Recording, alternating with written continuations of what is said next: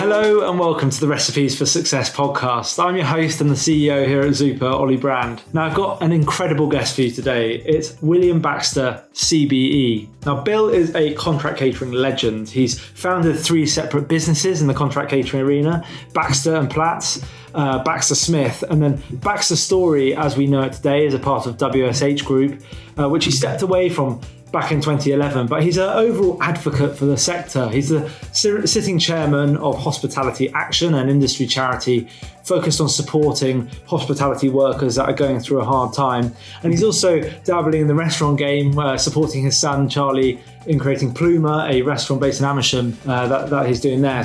But Bill and I have a really fantastic discussion, a really honest discussion. We talk about the importance of people in hospitality, and Bill has some great advice for businesses in terms of how to differentiate themselves and how to scale their business as well, and important decisions to take along the way. It's a discussion that I certainly learnt a lot from, and I hope you do too. So sit back, relax and enjoy. Thank you very much for coming down to here. Pleasure. Good to see you. It's great to see you too. So I'd love to kick off by just getting a short background on yourself and your journey in hospitality to date, Bill. Right. Where to start? Well, I met your dad at Westminster College, where I did an HND in hotel catering and institutional management. And that's where also I met my wife, Fiona. So I did the 3-year HND course there. And having agreed to work for Grand Metropolitan Hotels, at the last minute did a ditch because I was offered a job with Sutcliffe Catering, then part of P&O, to work in the contract catering sector. So it was Monday to Friday, double the salary. So it seemed like a sensible thing to start off on that basis. And, I worked through the ranks fairly swiftly. It was hard work. But by the age of 23, I was running about a dozen or so staff restaurants. And then by the time I was 25, I think I had about 48 sites to look after. So it was a baptism of fire, chucked in at the deep end, but massively enjoyable. I kind of worked all the hours God sent to get things done, but a tremendous atmosphere and sense of camaraderie within Sutcliffe Catering. Don Davenport, who I mentioned earlier, was the chief exec then, and I think he engendered a very good culture, which, funny enough, a lot of entrepreneurs did leave that setup and do their own thing. So, he did us all a favour in some respects. But I like to think while I was at Sutcliffe, I worked 110% and delivered. In 87, left Sutcliffe Catering to set up my first contract catering business with Robert Platts, who was also at Sutcliffe's. And we formed a company called Baxter and Platts in 87. And, we started knocking on doors and driving around the country and literally making a note of all the offices that were big enough to hold a staff restaurant or to have a staff restaurant. And then we would get back to camp, which was my house, and phone them up and try and break down a few doors. Very tricky. Wasn't an easy situation. Cold calling's the worst job in the world. So all those people who have that role, I have a high degree of empathy with them because it is tricky. But the numbers work for themselves. We used to say 2 or 3% success rate, so you've just got to keep making the calls. And Baxter and Platts grew, and we, I think it became the largest independent contractor at the time, and we sold that business after 9.5 years to BaxterStorey and Don at what was Granada then. I stayed on as executive chairman for 3 years, which was the length of my non-competition clause. And then on that anniversary, I set up a company with Mike Smith called Baxter Smith. That business traded for 4.5 years, did very well. Again, all cold calling. We did no acquisition. It was just knocking on doors. But at the same time, I was having a dialogue with BaxterStorey and Keith Wilson about merging. or putting the two companies together. No such thing as a merger, as they say. And after 4.5 years, we effectively sold to Alistair, which was and Keith, which was WilsonStorey, and formed a company called BaxterStorey. And they had a holding company in those days called WSH, which still exists to this day. So BaxterStorey still trades as one of the stable brands within the WSH empire. And that still goes very successfully to this day. I mean, I think they're turning over about £1 billion. I retired effectively about 10 years ago. So Storey has always been really the driving force of that business and remains very much so to this day. So that's a kind of potted history of when I started to where we are now. When you started out, or when you went to Westminster to study the H&D, what was why did you go? Why hospitality? I think in simple terms, I loved staying in hotels. I loved the environment. I love restaurants and dining out. I mean, I think it was as simple as that. I was always seduced by the atmosphere, and I thought, that was worth it for me to have a go. I mean, it's simple. I just enjoyed being in a restaurant or being in a hotel, and so I thought it would be very romantic to have a go at it, without perhaps realising what hard work it was. But that, I mean, then consequently, what made you fall in love with it, or when you started out and then you thought this is it? Well, for me, my whole career has never felt really like a job. It's been a pleasure from beginning to end. Sure, you put in the hours and you work very hard, but you're basically surrounded by people all day long. And which is something I love. So I get on typically with everybody, or most people, and I just enjoy being part of a team or a team player. And obviously, as I said before, the environment I enjoy. I like food very much, and so it just seems a natural fit, and it was. Yeah, and so now you've made the transition from being kind of an operator in the sector, working in contract catering. You've now moved to be sort of an overall advocate for the sector, and through the chairmanship of Hospitality Action as well. I mean, in your own words, what does hospitality mean to you and the wider economy? Well, I mean, I've been involved with Hospitality Action for just over 20 years, I think. So, and really I got asked to join because I was a figurehead within the industry, within the contract catering sector, and they needed a balance on the board of trustees. So I went on and, slowly I learned about the good that they do and for who they help. And basically, it's an organisation that exists. It's really the benevolent charity for the industry. That's where it originated from.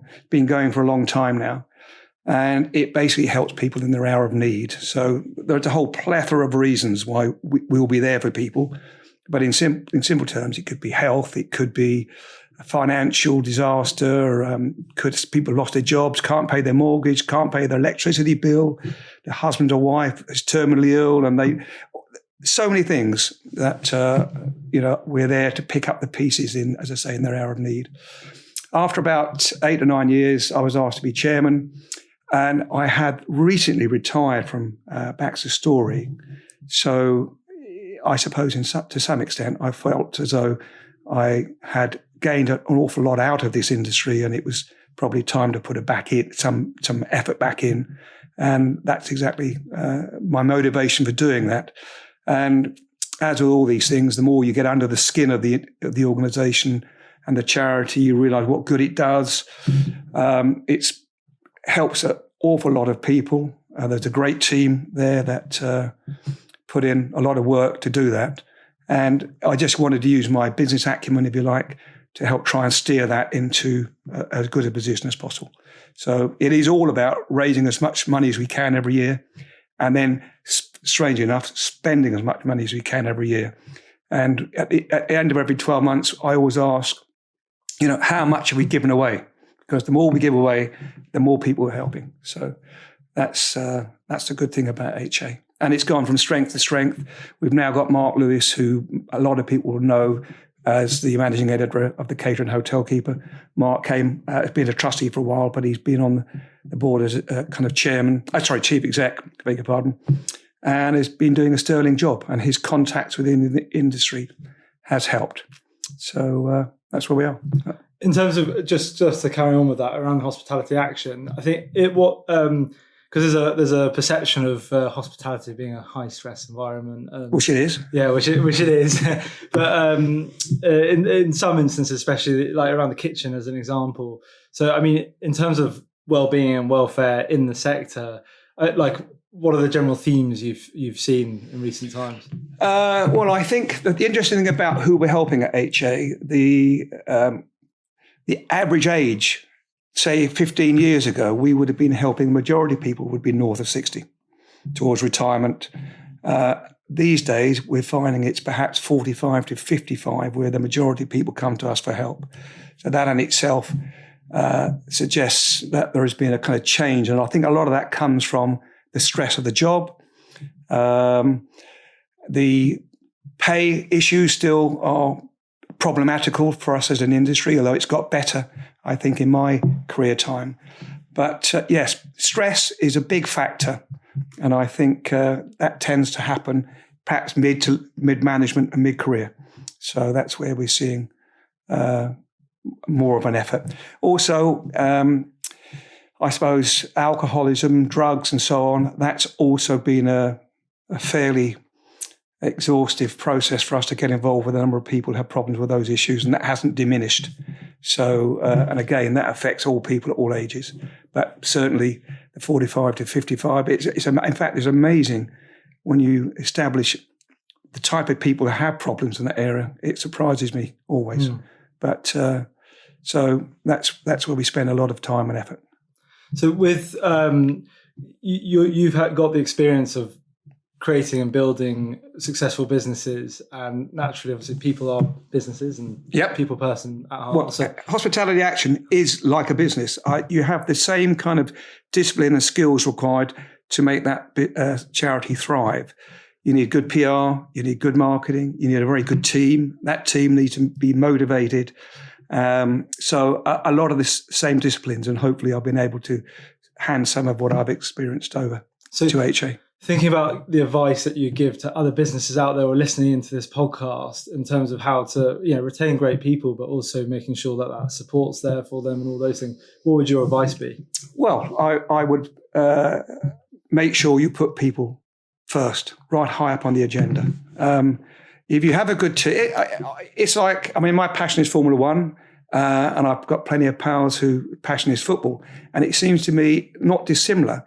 You need to have the key people in the key positions. And it's the same with a business. So you need very good marketeers. You need people who can sell the product or the business. You need good administrators. And you need someone with vision who can be a good orchestra or conductor, if you like.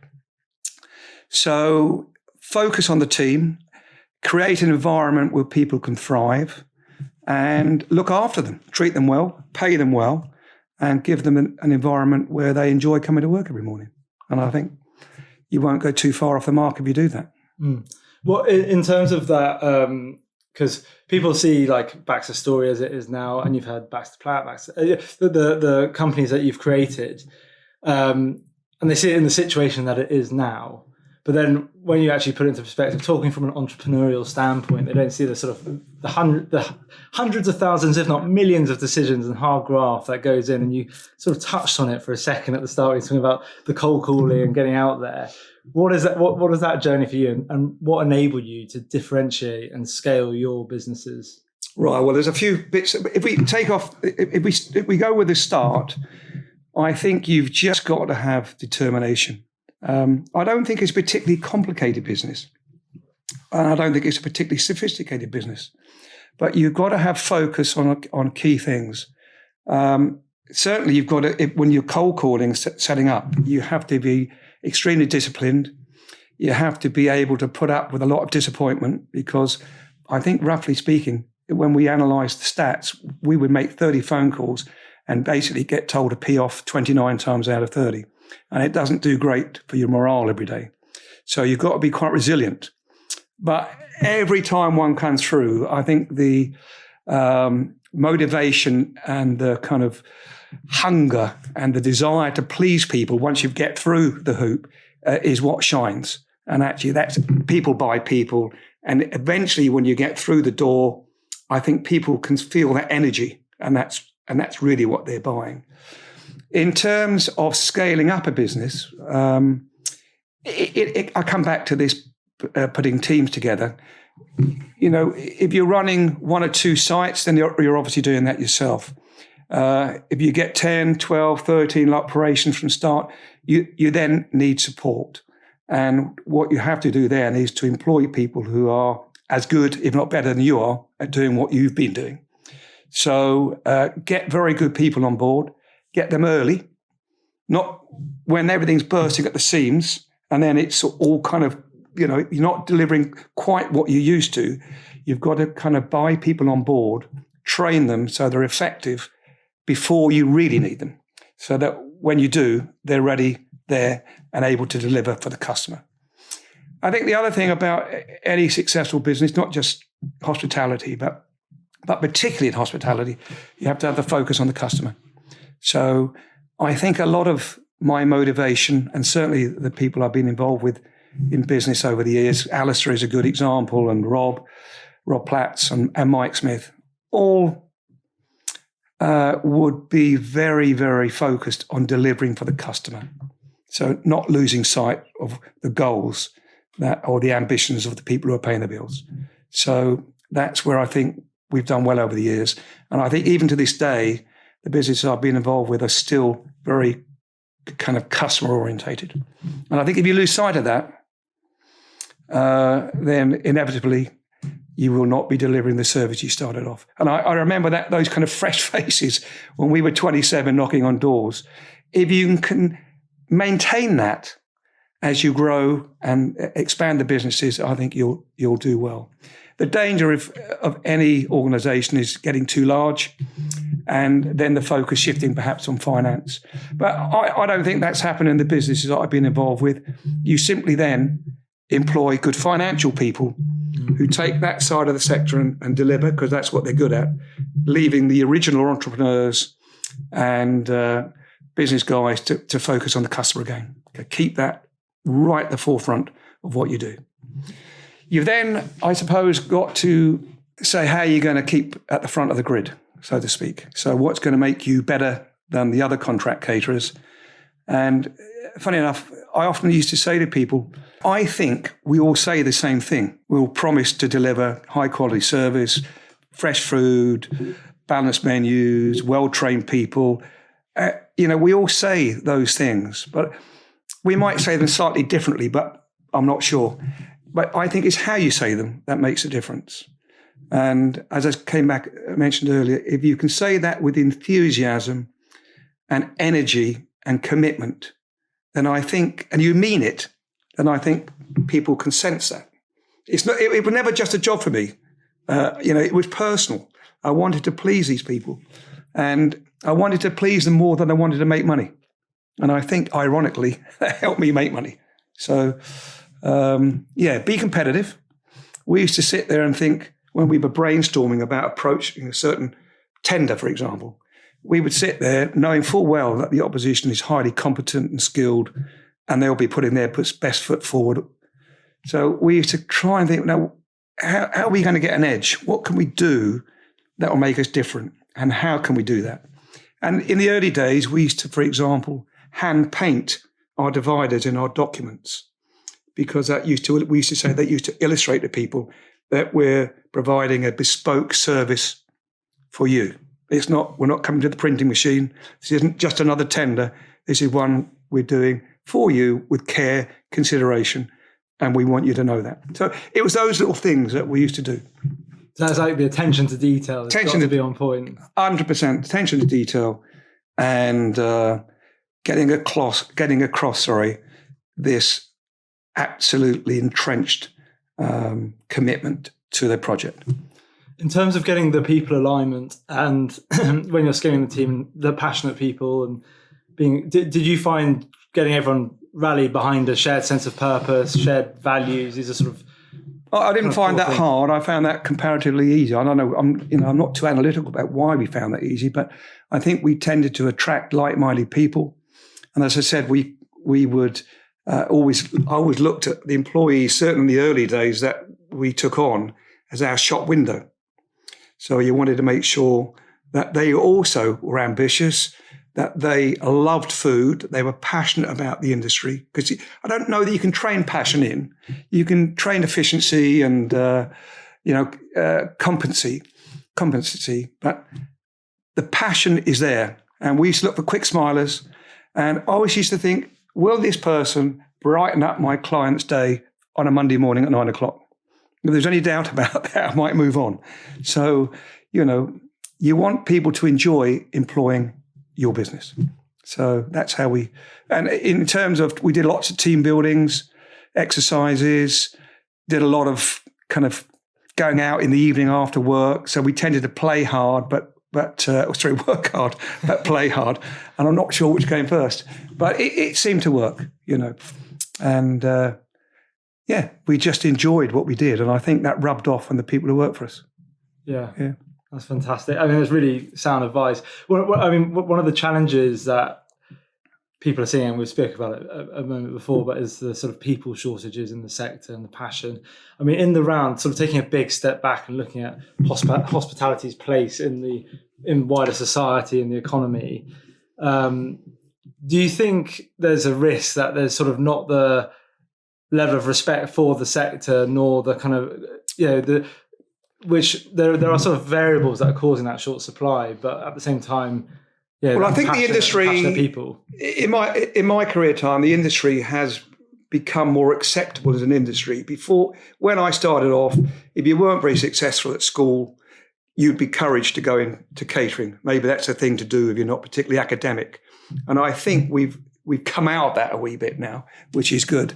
I still think the industry's got a long way to raise the profile of the sector and the people that, to encourage people to come in, because I think it's an outstanding career and an outstanding industry to work for. And I think actually BaxterStorey, who's now chairman of Springboard, which exists to try and encourage people to come in, is doing a very good job. And I think, we need more of that.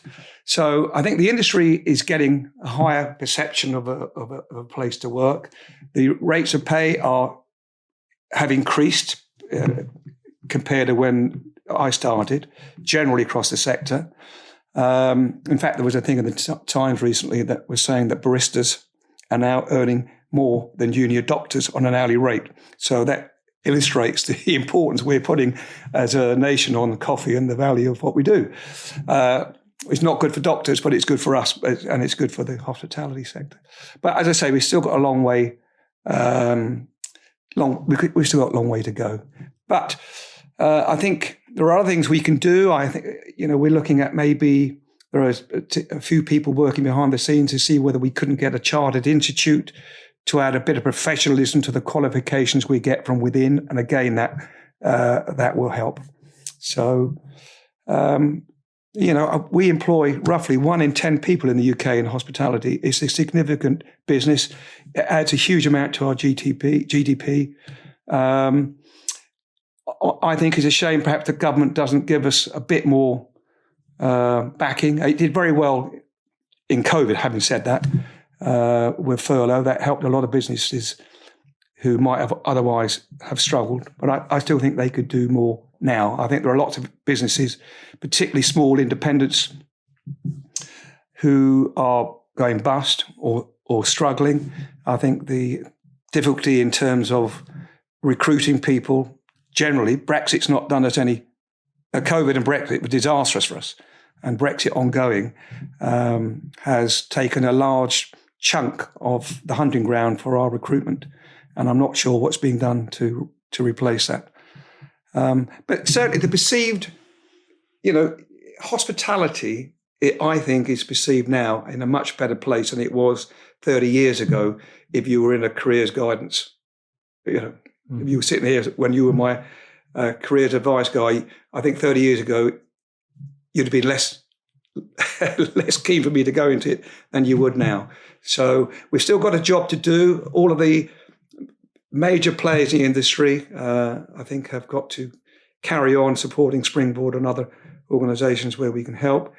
I think the relationship with business and education could be better.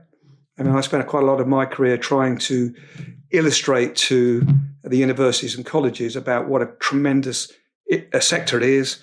And, really, it's not ageist. It's never been sexist. It's never been biased. It encourages all people at all levels.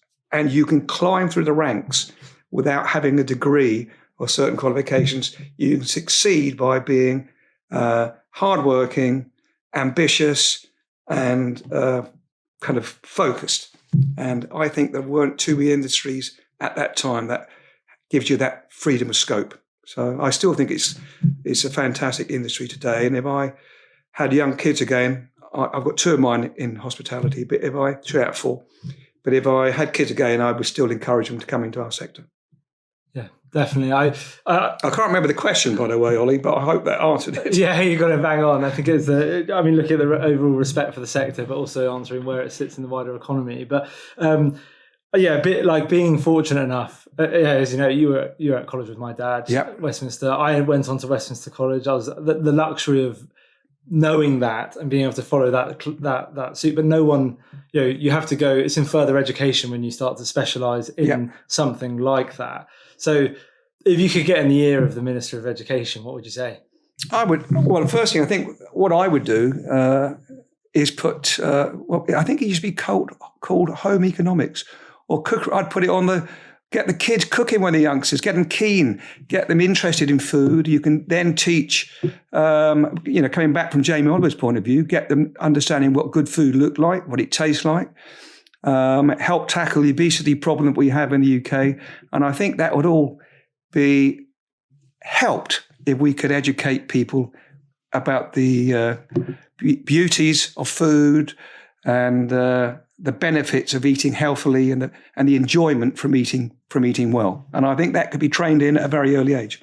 So that's what I would do. I'd also, by the way, bring back physical education as part of the curriculum, because I think that's also disappeared to some extent. So, bring back some of the practical things and some of the things that add balance and enjoyment to life. So that's what I would probably say to him. Yeah. And just going back a few steps, looking at the dynamics of the sector, because you spoke about, when you're going out for a tender and you sort of feel that people are saying the same things, and the thing that differentiates you was attention to detail. What do you think to the competitive dynamics of the contract catering sector? Do you think it's a sort of a healthy dynamic, or do you think it's... Well, from my experience, it's very healthy. I always made it my job to get to know the competitors, which I did, and I enjoyed pretty much a very good network of both personal and professional relationships with most of the contract caterers, large or small. And I think there was a commonality in terms of personality, funny enough. And people like Gary Hawkes, who was at the time main board Trust House 40 with Gardner Merchant, which subsequently became Sodexo. I know Gary very well to this day, and he has a passion for people and a passion for food, and no different to a small contract caterer turning over 30 or 40 million pounds. Very similar. Gary was driven and managed to scale things up. But, I think it's very healthy to get to know all of the opposition. Firstly, it helps you know what you're dealing with. But, you can share situations and problems. And I think in today's world, it would be better if most of the senior executives, and I don't mean, I mean the top guys, if they got together, which some do, but not all do, to share some of the problems within the industry, like recruitment, I think that would help. And I think it would also give UK hospitality perhaps a bigger voice if they get more support from industry per se and the senior hitters in the industry. I mean, Kate Nichols has done a very good job in terms of representing us for the industry, but, we could do better. And I think senior executives supporting would help. Mm. Yeah, there used to be, various panels where people got together, but I often thought that the very senior people from the biggest companies sent someone more junior. And really it needs the senior guys and girls getting together to have tackle government when appropriate, things like VAT, for example. It would be just a stronger position. That's all. Well, much better retaining great people in the sector as opposed to going off to other sectors. But generally speaking, the competitors, large or small, all the ones that I met, I enjoyed the company. They tended to be entrepreneurial, even if they were working for the larger businesses, and most of them had a passion for what we do as an industry.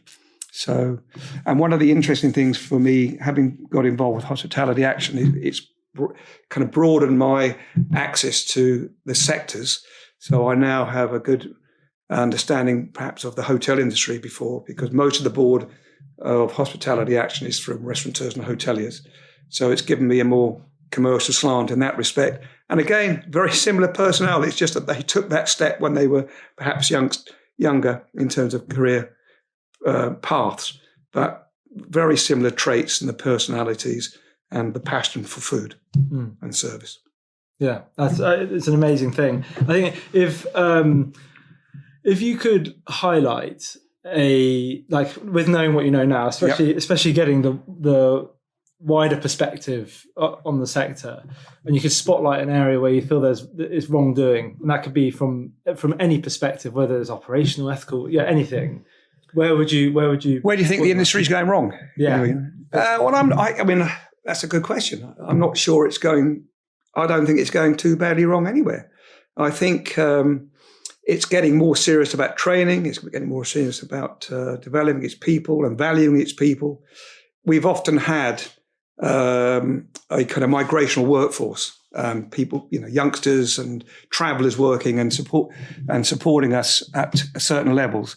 But I think since the employment market has got tough, that's perhaps forced people to think a little bit harder about how they look after the people, how they pay their people, and generally the overall package. So that's been a positive for the industry. I think over years it was sadly notorious for poor employee relations, but I think that's improving, and I think it's improving over time as companies get to understand what makes them successful, and also, as I say, with Brexit in particular and the shortage in the labour market, it's perhaps accelerated the improvement in how we look after people generally within the industry.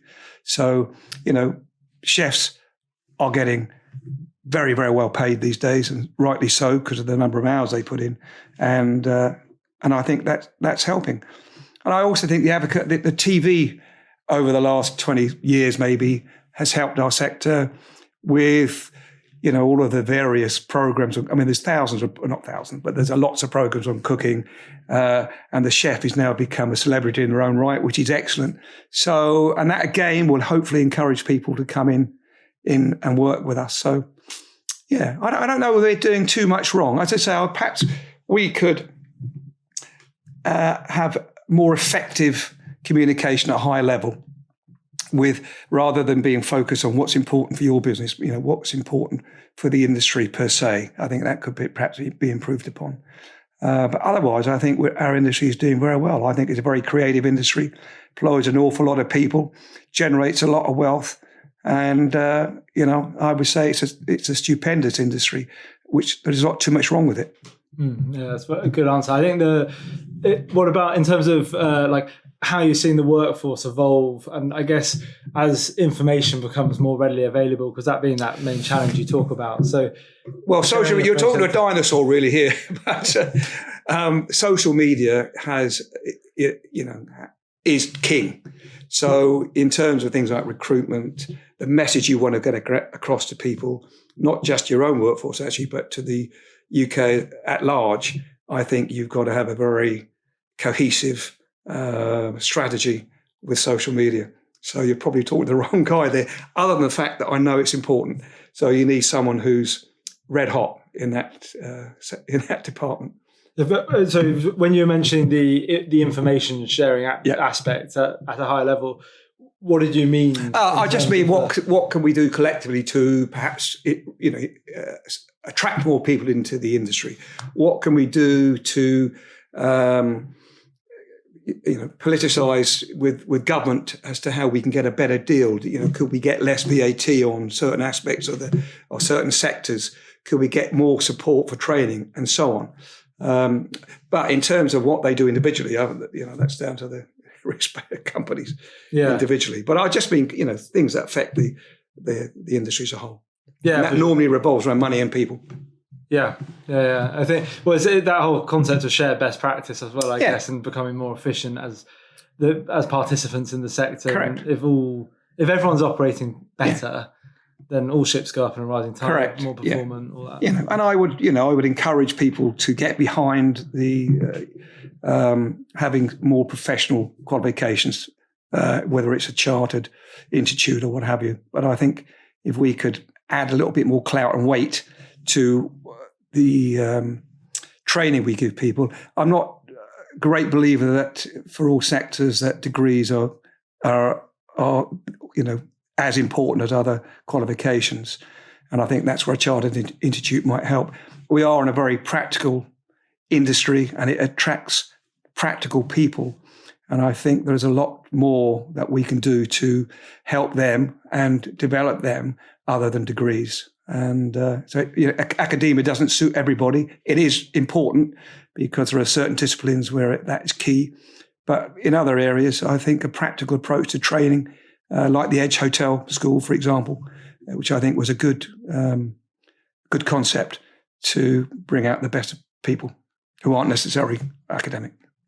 Yeah. And in terms of the main challenges you see in the sector at the moment, what would you say they are? What do you think? Recruitment.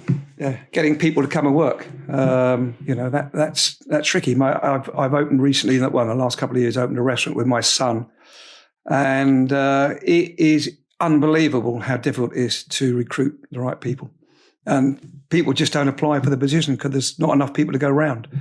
And it's tricky. So if you scale that up on if you're working for a large organisation or a large hotel chain or restaurant or even contract catering, finding good people is not easy.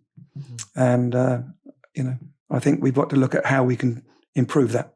And we will require people from overseas to fill the labour gap, if you like. Yeah, for sure.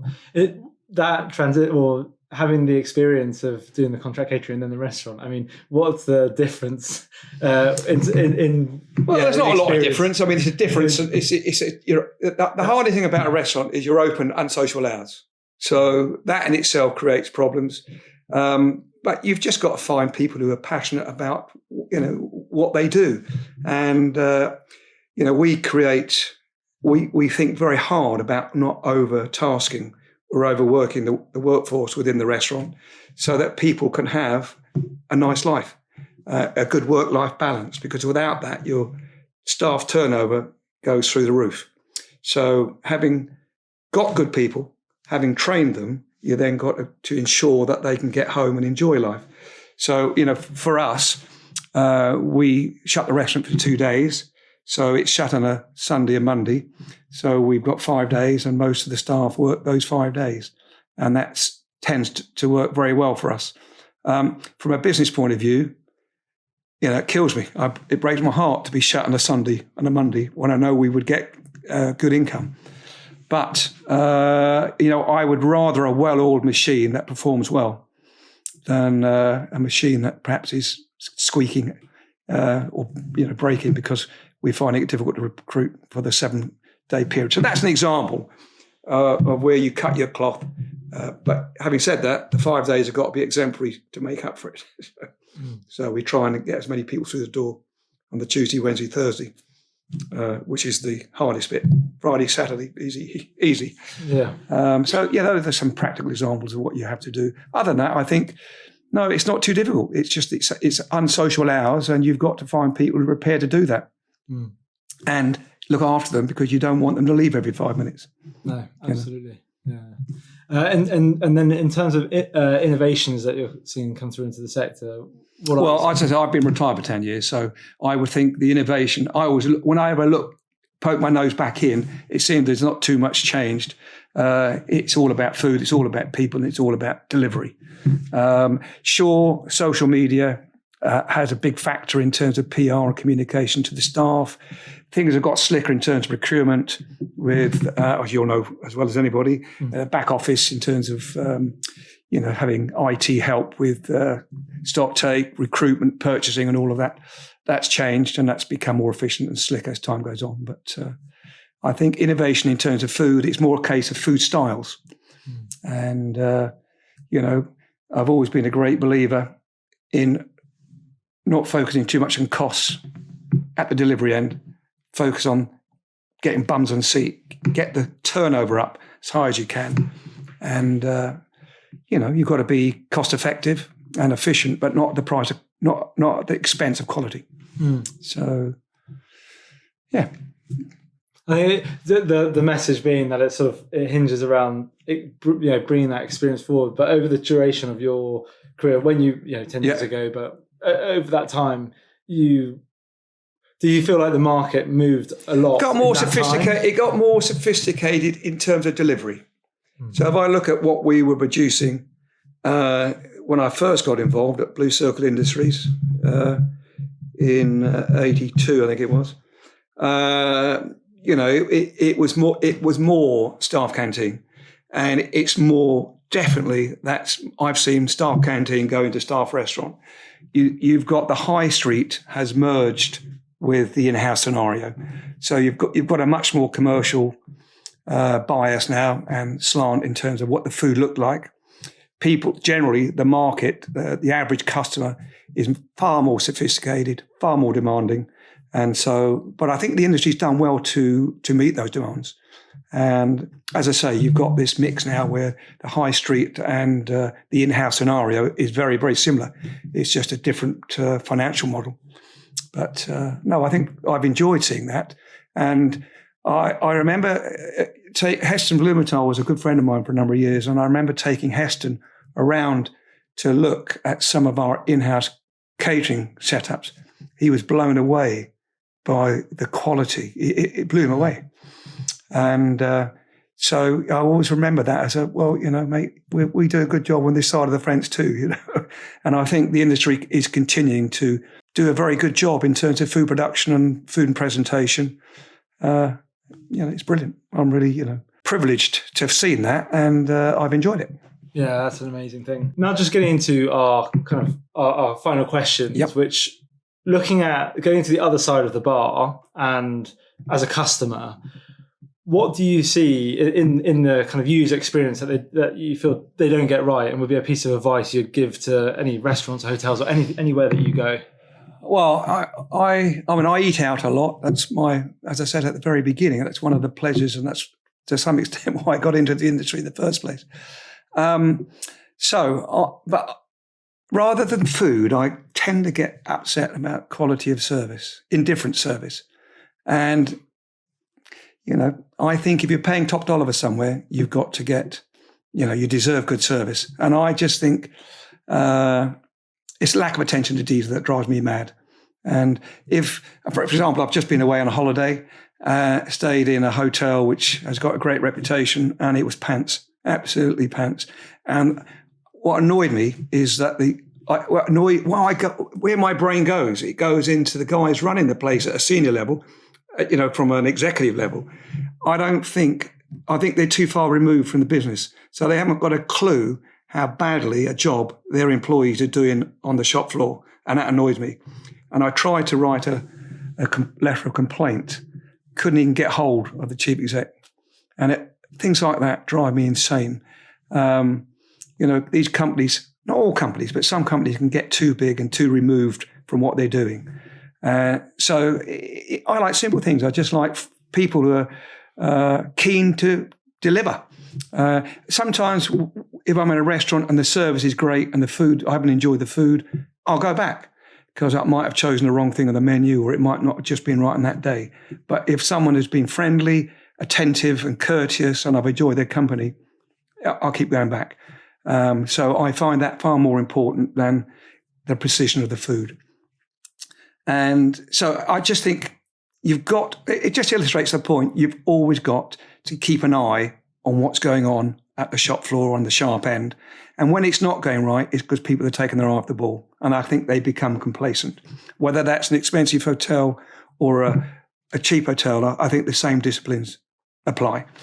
It's just that when you go into a more expensive restaurant or a more expensive hotel, your expectation is raised.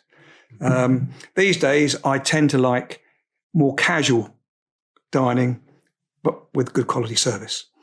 And so I would just implore people as they carry on, if they're in a position, executive position, to focus on what makes a difference for the customer. Yeah. So those are the things that can irritate. Yeah. Yeah. But I love eating out, and nobody gets it right all the time. But we want to keep trying. Yeah, for sure. That's great advice. And then for yourself, if knowing what you know today, and you're starting out again, and you give yourself one piece of advice, what would that be? If I was starting out, if I was giving my advice to William Baxter when he was late 20s, early 30s, don't sell the business that you started first time around. Because I say that now in hindsight, but from what I've learnt from my career path, I would have kept my foot on the gas there and grown that business. And but you weren't aware of the facts at the time. But that's what I would say: stick to the knitting, keep your foot on the floor, focus on the customer, and the rest will happen.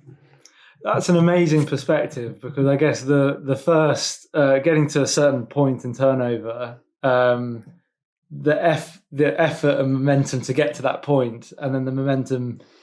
Yeah, well, funny enough, I think it's less effort going from say 0 to 25 million is the difficult part. I think growing the business thereon with experience is not so difficult. It's more of a decision-making process. It's brain, not brawn, from there on in. And so just making good decisions, as I say, focusing on what's important and continuing to employ good people at the various departments that you need for a business. I think the growth looks after itself as long as you stay committed and focused. And I could have done that. Yeah. But having said that, I haven't done too much wrong. I'm still very good friends with the three main partners I've had, and I think that's been success in itself. And so I don't think I've done too much wrong. But if I did make one decision, change, I would have kept the first business I had and kept that and pushed, and hopefully be still there today. Yeah, that is really great advice. Yeah. And then for you, what's next for you? What's next? Well, I spend quite a bit of my time in the charity sector, so I want to do as much as I can for both HA and Scan Appeal, which is another organisation I'm chairman of. So keep focused there. I perhaps would like to help my son roll out his restaurant business. We don't want to take on the world, but I think another 2 or 3 sites is a possibility. So when the financial situation is right, I think we'll do that. But so I still want to be involved with the sector and carry on enjoying it. Yeah, absolutely. Well, Bill, thank you so much for taking the time. Pleasure. Nice to see you. It was lovely to see you too. You look just like your dad. I hear that a lot. Yeah. No, but I really appreciate it. Pleasure. The time. It's great advice for anyone listening to this. Okay. I hope it's useful. It will, certainly. Well, there you have it. I hope you enjoyed my discussion with Bill and you took away from it as much as I did. Now, this week I thought it'd be good to call out to you, the listener, and ask you to get in touch. If you've got any feedback relating to this podcast, how it's done, or you've got information that you think's worth sharing, you think you'd make for a great podcast guest, then please don't hesitate to get in touch. One of the recurring themes that we're seeing from the episodes that we're doing, everyone we speak to, is the importance of shared information and shared best practice, which is exactly what we're trying to achieve with this podcast, to benefit everyone in the sector, including ourselves. But otherwise, please do hit subscribe on whichever channel you're using to consume this, or share it with a friend, share it with anyone that you think this would be of interest to. But for now, this is the Recipes for Success podcast. Thank you for listening.